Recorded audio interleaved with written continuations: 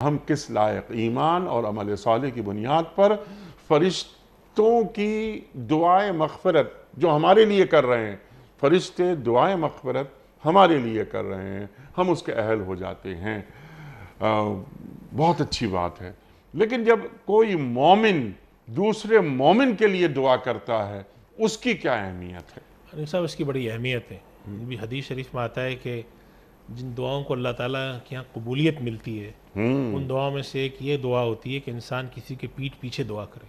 सुभान अल्लाह, सुभान अल्लाह। और इसके अंदर हमारे बाज़ हज़रात एक और इजाफा भी फरमाते हैं, वो कहते हैं बेगर्ज दुआ करे। जी हाँ। कोई ताल्लुक़ नहीं है, कोई गर्ज नहीं है, दुआ कर रहे हैं। और अगर आपने अनीक साहब अच्छे काम कर रखे हों, मैं भी पिछले दिनों पढ़ रहा था एक साहब का कि वो कहने लगे कि एक साहब से मेरी मुलाकात हुई, वो हज कर रहे थे, तो ऐसी बातचीत शुरू हो गई। तो मैंने उनसे कहा आपका कितनी दफ़ा हज कर चुके हैं? तो उन्होंने बताया शायद 8वां 10वां हज है।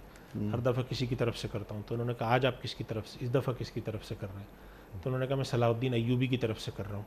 अच्छा। तो उन्होंने कहा ये ख्याल आपको कैसे आया? कहने लगे मैंने पढ़ा था कि वो हज नहीं कर सके, मशगूल रहे। अच्छा। मुझे ख्याल, अब आप सोचें कि उस आदमी के एक तारीख में हमारे नाम है सलाहुद्दीन जी, अय्यूबी जी, का, बिल्कुल। अल्लाह ताला ने बैतुल मुक़द्दस जैसा काम, हाँ, तो कितने 100 साल गुजर गए, ठीक। लेकिन आज भी एक आदमी के दिल में जी अल्लाह हाँ। दाइया डालता है, हाँ। वो उसके लिए खड़ा होकर हज करता है, उम्रा करता है। ठीक है, लेकिन इसके साथ साथ जो हम अपनी ज़िंदगी में अपने दोस्तों के लिए दुआएं हाँ, करते ये मैं हैं। अर्ज़ कर रहा हूँ कि ये जो बेगर्ज काम करने होते हैं, दुआ अन ज़हरिल गैब जिसे कहते हैं, जी। तो ये बहुत एक मुस्तकिल, और अनीस साहब हमारे यहाँ ये चीज़ वाक़तन बड़ी कम हो गई है। हम अपने लिए दुआ करके उठ जाते हैं, दूसरों के लिए भी दुआ करें, ठीक। दुनिया के लिए भी करें, आखिरत के लिए भी करें।